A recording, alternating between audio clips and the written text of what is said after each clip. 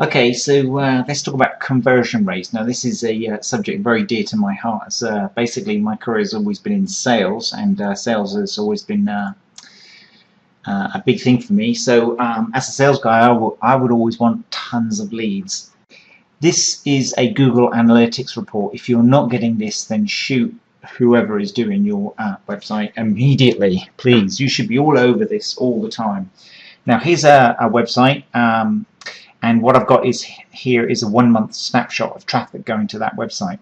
And it's a website to do with wine cellars and wine racks. And you can see the visitors per day, and you can see how many visitors on the top keywords that they were getting visitors from. And as you can see, the marketplace for wine racks is way bigger than the marketplace for wine cellars. But that by the by, what you're seeing here is 19,000 visitors in this period, in 1 month.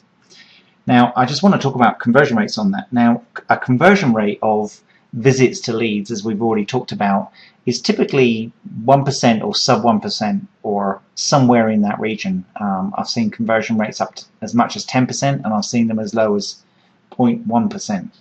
The main point I want to make here and get you to think about is, with this number of visitors with a 1% conversion rate, that means this site was delivering 192 leads in a month. Now, that's a lot of leads, and that's going to support a sales organization. But if they were able to tweak their website and just improve the conversion rate, so get more of the visitors to actually take action, an extra 1% would mean that they would get 383 leads. Now, that's an example on a sort of fairly substantial website that's generating quite a lot of traffic. What does it look like on a website that's maybe not quite as aggressive as that one? So here's an example of a site that only has a relatively small number of visitors to the site. This site has only been going for just a couple of months, and we've got these site visitors up to 835 visitors in a month. That's about 25. You can see the line here, 25 line. So just over 25 visitors a day, so this is each day, through that period. And this is a time slice of a 30-day period.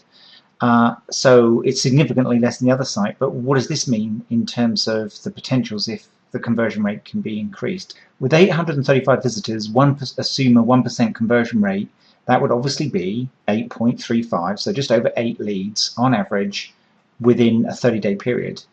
If you were able to just improve that conversion rate, so convert more of the customers that are coming there by making the site work better, and you were only able to get a 1% improvement, that would be almost 17 leads as against 8 leads. So in the model that we talked about, where we were saying that an average sale in the example that we're talking about is, say, around $10,000, that's a possible amount of revenue that comes out of these leads of somewhere around $80,000.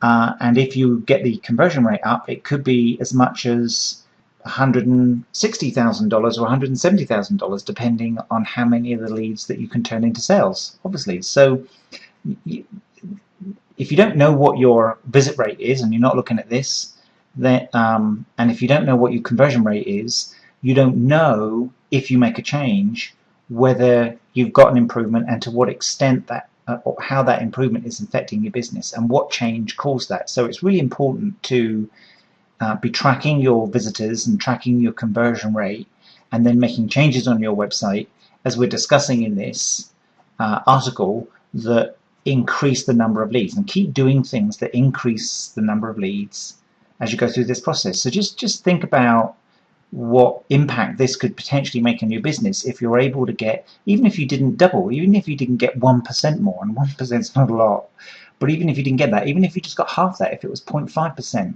so that's another 4 or 5 leads a month, which is $40,000 or $50,000 worth of potential revenue that you could be adding to your business just with this small change.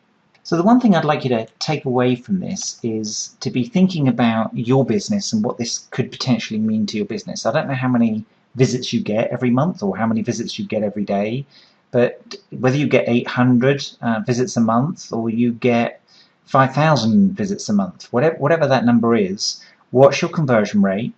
And let's say, for example, here, let's say you're getting 1%. I don't know, you may be getting less than 1%, you may be getting more than 1%. But let's say you're getting 8 leads. If you're able to just get 1% more and double the number of leads, what impact would that make to your business? How much extra sales, how much extra revenue would that generate? And I just like to just think about that and think about that in relation to your business. If you can do a few small things that would significantly impact the number of leads and the number of sales you get, and that's all you've got to do is just do those small things, why wouldn't you do it?